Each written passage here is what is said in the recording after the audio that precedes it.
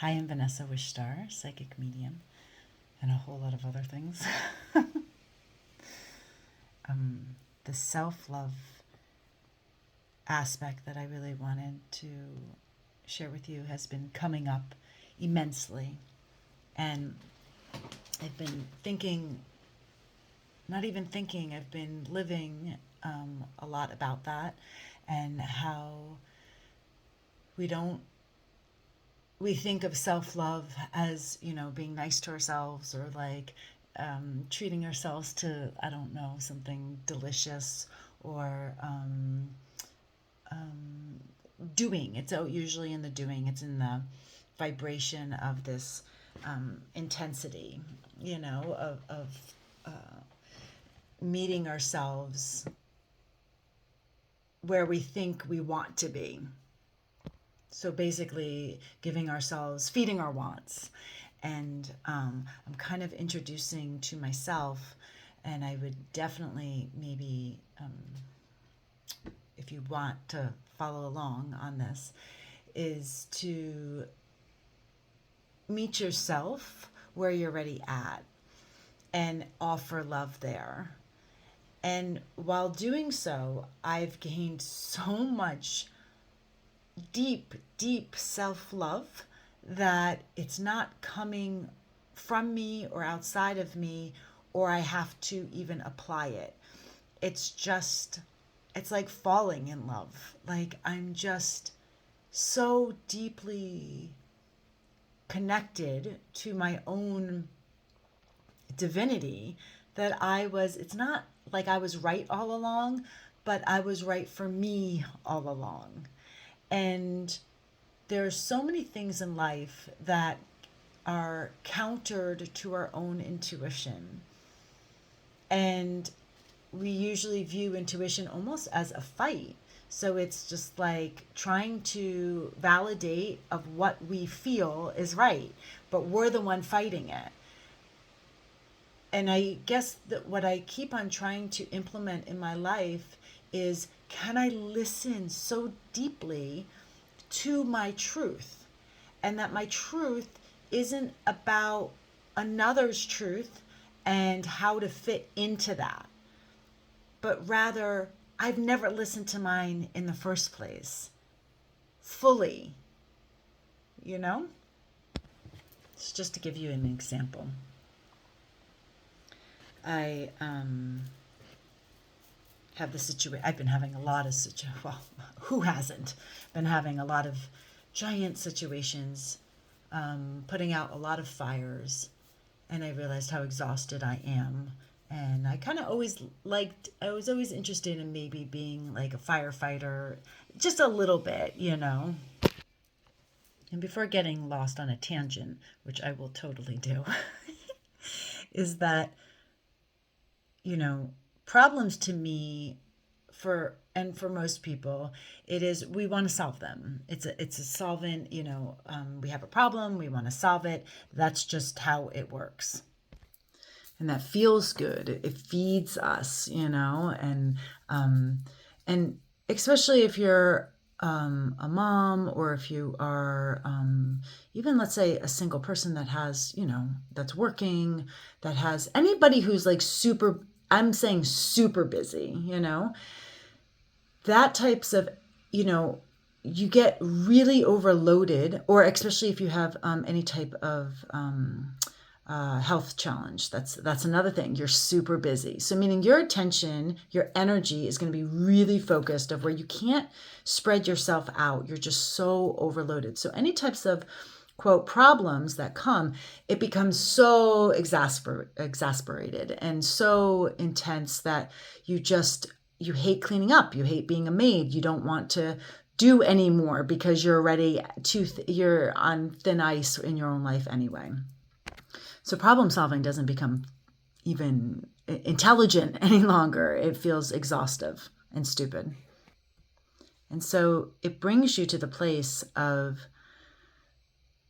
how can I really, how can I stop reacting and stop putting out fires? But if you don't put out fires, your whole house, bigger house, is going to blow up,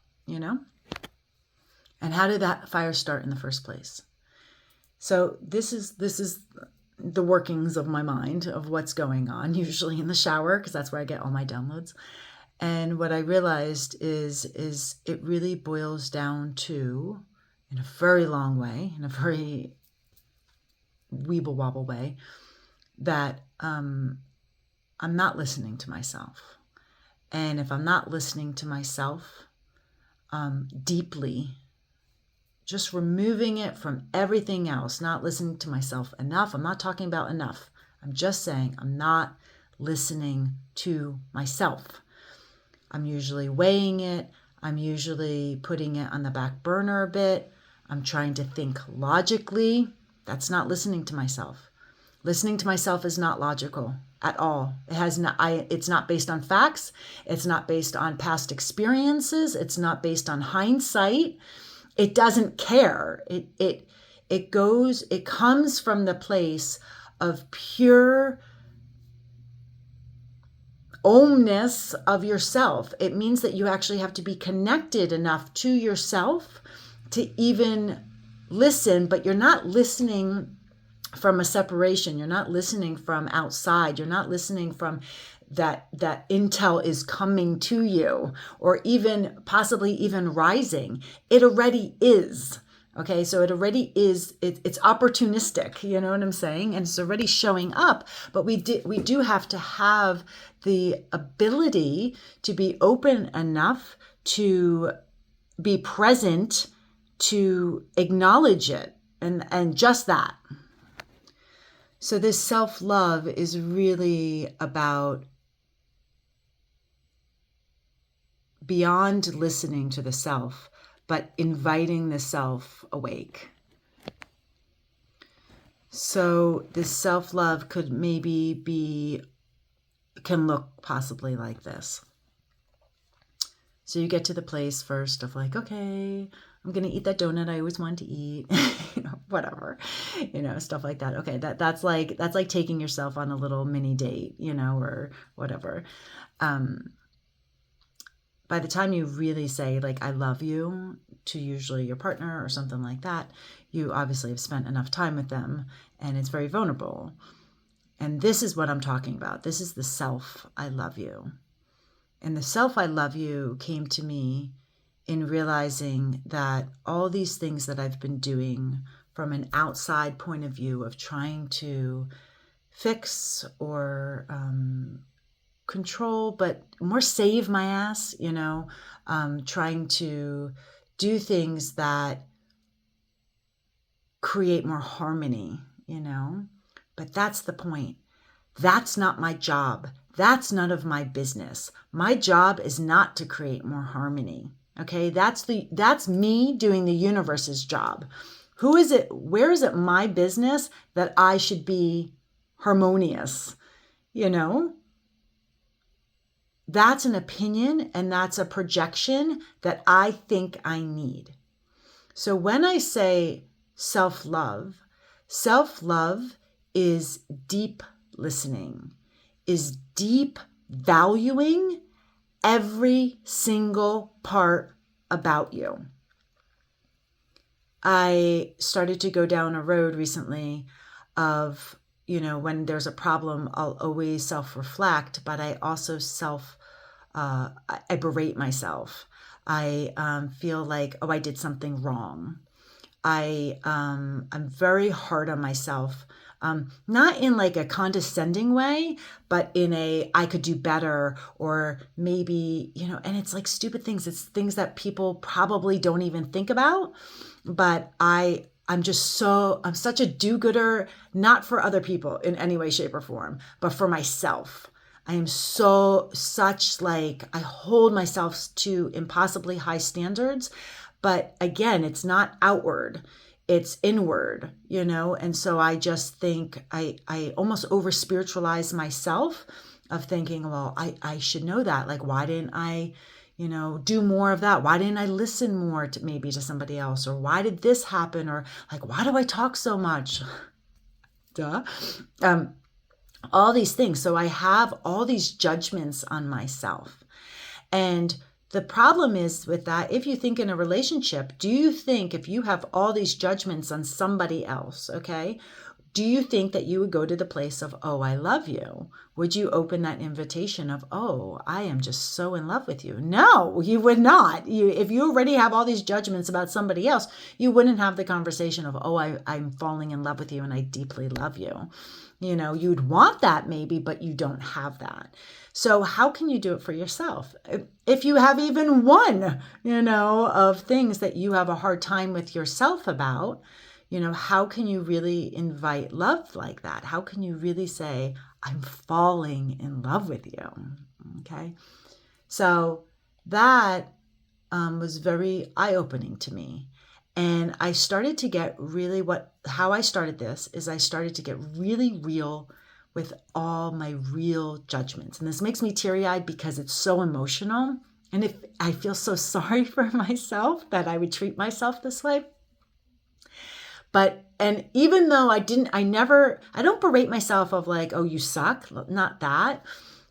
I berate myself in thinking that I did something wrong. When even though I know I didn't do anything wrong and that it's impossible to do anything wrong, I know these facts, but I still, it could be epigenetic. I don't care where it came from. The point is it still lives within me. And I'm using that now as medicine for my where I want to be, So I'm blessing that. I'm offering it. I'm thanking that. I'm thanking those parts of me that can't see my truth yet, can't really love myself yet. I am saying, thank you so much for showing up. Thank you so, so much for showing up so I can use you as the medicine to take, because I wouldn't know anything else without that opposing, without that duality. Okay. So let's use an example. I talk too much. Okay. Well, I have a job. My job. If I don't talk in my job, people would be like, why am I paying you for making me talk when you're the psychic? Okay. It would be a bad situation. So then so my mind goes to, well, now you suck because I am listening. So when I'm channeling, let's say, or whatever, even though it's not channeling, but it is, but not on how people portray channeling.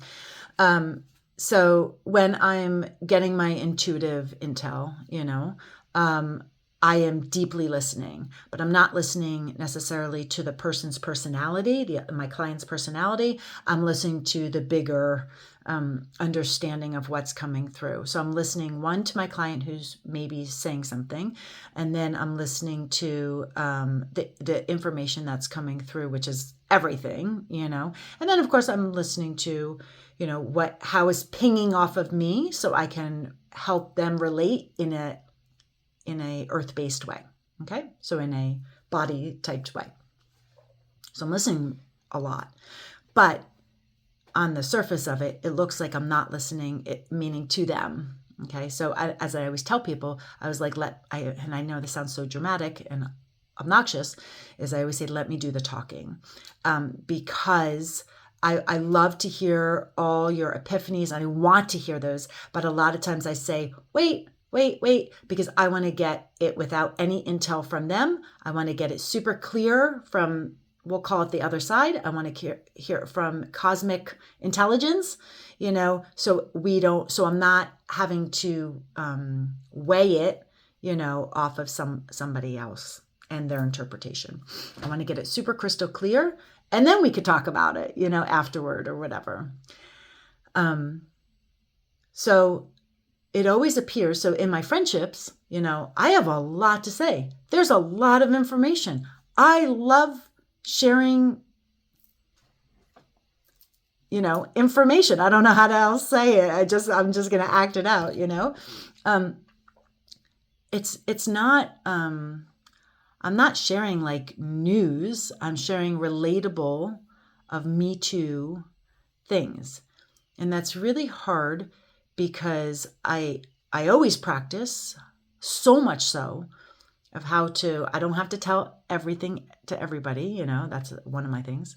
And I really always, my main goal with any relationship is to create space that they get to share their vulnerabilities and their connections and their aha moments and feel safe in doing so.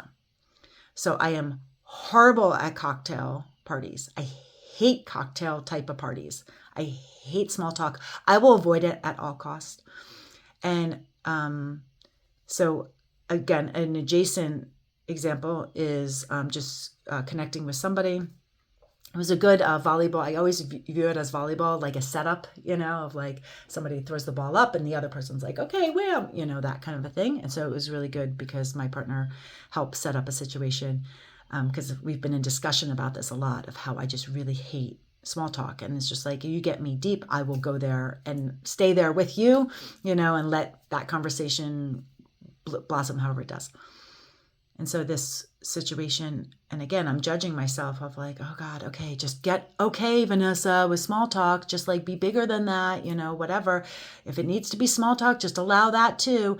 But I realize it depletes my energy. And so somebody, I welcomed it and I allowed it, and it came up.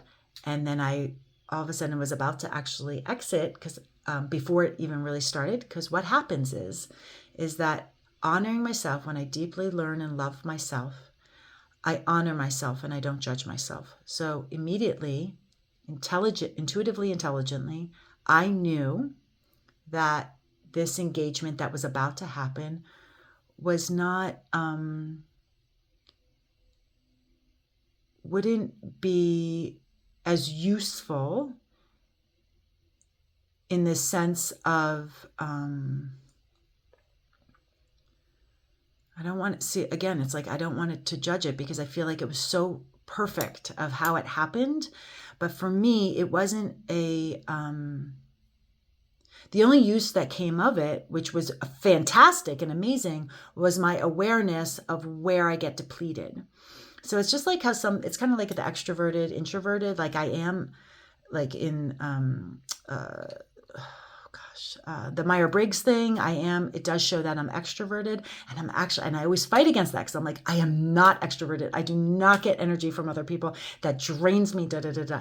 So I always call myself extroverted, introvertedly extroverted, So, but I have an extroverted personality, I have no shame whatsoever, I don't know if that's a good thing or a bad thing. But so that, that's in that direction. So I'm talking to this person. I already feel the drainness. Now the drainness has nothing to do with them. It has to do with me and possibly my expectations. Okay. So that's another thing. Again, it has our relationships, how we react to other people has nothing to do with the other person. It has to do with how we're internalizing it, what we're getting or not getting our needs met, because we're not meeting ourselves there, so da, da, da. So this isn't any type of blame in any type of way. People have to be exactly how they are. You know what I'm saying? And it's not like, oh, I'm just going to people who feed me or who are good for me. That will not service me. There's no growth in there. So that's why I'm saying it was really good that this was like a setup, from the universe kind of thing, because I applaud it and I welcome it more and more. I'm not avoiding it, It's just understanding, again, my self-love of like, oh, okay, when this happens, what am I going to be doing about this afterward? You know what I'm saying? How am I going to nurture parts of me that are going to feel a little exploited from my own self, not from them, but it'll appear from them. So this person was great. It just normal, wonderful, whatever. But they had a lot of energy that was resistant to what I was talking about.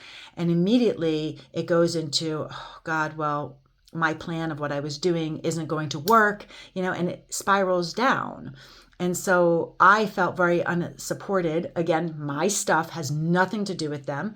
But that energy, that was fresh and alive, all of a sudden gets really kind of tainted and run down because of my own stuff. Okay. So what I thought would be best avoided, was set up by the universe of saying, hey, let's try this out. And it was great because it was with people who are really lovely, that have no ill intent or anything like that. So it was a beautiful setup. And it was very fascinating because what came up was that it was my stuff that I needed to see, and that nobody can dim my light except me. And my dimming of my light was more that I internally felt guilty. I felt guilty that maybe I didn't listen enough. I felt guilty that I wasn't, that I didn't work well with others. I don't know, stupid stuff that you think in your mind, even though I'm like amazing on working with others, but others people's stuff comes up, you know what I'm saying? And we all aren't necessarily aren't responsible for our stuff. Everybody isn't responsible. I'm not responsible a lot of times, so whatever. So I have all these things, and it's always usually based in guilt. And the guilt is the foundational truths that we believe, the parts that we are not in love with about ourselves. And we usually try to ask others to love those parts about ourselves. And they can't because they're not you. Only you can do that. So the practicing of self-love is getting very, very truthful with the feelings that I don't like about myself. And what I started doing is just bringing them up, and so vulnerably in the place of where I'm not even afraid to bring them up. Okay. So normally we counteract them. Like if I were to say, oh, well, let's say I feel like I'm not good enough. Okay. So then I would validate myself, like if I'm using my partner as a sounding board, and I'd validate myself of saying, well, this person made me feel like I'm not good enough, but really, they're in the wrong because they blah, blah, blah, and so we're trying to get validation that we are good enough. We all do that. That's like super normal. I think it's kind of actually healthy because it's helping you see just the glimmer that you are good enough, and so it starts there. So I'm saying it's okay to start there, in that way. But where I was really engaging myself recently is that I've been taking a lot of the things, my real foundational truths, the ones I actually don't even really, they're not even showing up physically any longer. They're just like living inside of me. And I realized that they've been housed inside of me. And I'm kind of like, I've never really believed them any longer, but I'm like, ooh, they're still there. And so I got to the place where I'm just sharing super vulnerable stuff with my partner or people very close to me, and being super vulnerable. And you have to choose, whoever you choose to share this with, I don't necessarily think you should share it with other people because they're going to have a tendency to fix it or help you. And that's not what we're working at. We're not working on trying to help ourselves. We're working on being willing and possibly seeing it. Okay. So we're actually going to see the parts that we are judging about ourselves. So maybe if I were to think, oh, I'm not worthy, or let's just say like I'm talking too much. Okay. And so then I go through the whole parts of like, am I talking too much? Or like, oh, and then I find out I'm actually not talking too much. I really am listening. And here's where I did listen. And here's where I kept on like asking questions or like going deeper. And then I'm like, oh, where could I have gone deeper? And I didn't. And I'm like, oh, well, it was good that other people did. And that invited me into like, oh, yeah, because I really do want to know, and stuff like that. So there was a lot of really beautiful forgiveness work that I started doing for myself in realizing that and the forgiveness wasn't, oh, I accept myself for not talking, for talking too much. What I did is I accepted myself of the value that I talk a lot, not too much, that I talk a lot, and the value of that. So I took something that was very hard, that was a judgment about myself, and I took it, and this is kind of like, this is a very Vanessa-ism. I just feel like I've done this my entire life, inadvertently. I think it's just a survival mechanism that I've learned for myself. And I've changed it, and I've altered it, or shape-shifted it into its value, in that I have to be exactly as I am, and the value of that, of being this way.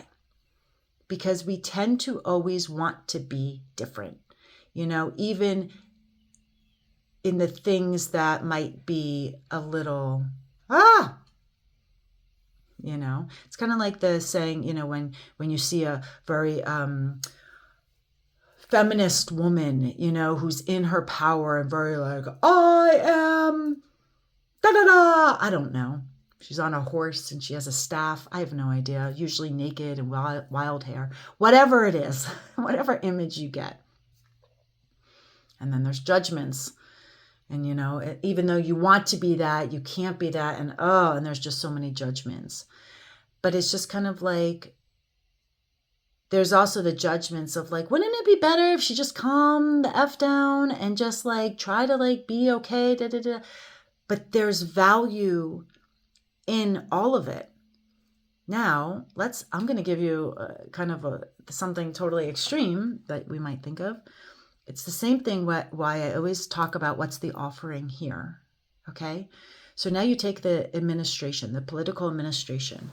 You all know my stance on where I am on this. And you take the political administration and the chaos and the insanity and the violence inciting, da da da. And you say, what's the offering there? And it's just kind of like, I keep on going back to, well, let's use, I'm going to use it as Mr. Tang. That's what I call him. Mr. Tang will go and be very himself. Well, what's the offering there? Well, are you free to be yourself? Yeah, that's the offering. So there's been so many things that I'm like, God, that mouth of his, just like, and then I was like, where do I need to open my mouth? Where do I need to go and say how I feel without constantly censoring myself because because I don't want to hurt other people's feelings, because I don't want to isolate them. Wow. I've been isolated a lot because of this administration. You know what? You're going to hear my feelings. I am going to be loud about this. You could say click and go off. You have every opportunity and privilege to do that. You know what I'm saying? So here, that's it. So that's one of many offerings of this. And that's what I'm saying. When we self-doubt, when we berate ourselves, when we are guilty, that's the same exact thing. That thinking something is wrong, not just what is happening, but really when something is wrong on the outside, we're believing that something is wrong on the inside. And I'm asking you and showing you through my examples of my life to ask yourself, one, is that true? Sometimes it's yes. Okay, what's the offering in that? Because the chances are, the very high chances, really every single thing has an offering. And it's not the suffering that we keep on reliving again and again. And if we want to change our world, we have to start with our own world in which we live. And so what I've been working on is every single thing. I get super vulnerable by being it's like childlike, of where am I really, really embarrassed? Where am I deeply embarrassed about that I don't want anybody to know about myself? Where am I really embarrassed? And can I love it? The first answer is usually going to be no, I cannot. And so then I go to the place of the dismantling of sometimes you're going to need validation for it. So it's pinging it off of like, well, that wasn't really accurate or da da da. After you kind of go through that part, if you need to, then you go to the part of, I'm really still deeply embarrassed about this. And then you say, what's the offering of me being exactly as I was in this situation? What was the offering there? What was the holy offering, the bigger offering there? Write it down because you'll forget it again and again. Because the fear mind doesn't want you to know. It wants to repeat how something's wrong. Okay? But the fact is nothing's wrong. And I will tell you, if you look, and I get really misty-eyed because my whole life I've been trained by society and by myself and by my environments and by my trauma to believe that something is wrong. And it looks like the biggest epic shit show that is so inhumane that nobody could live through the stuff that I've lived through. And I forgive that and bless that. And I'm thankful for that.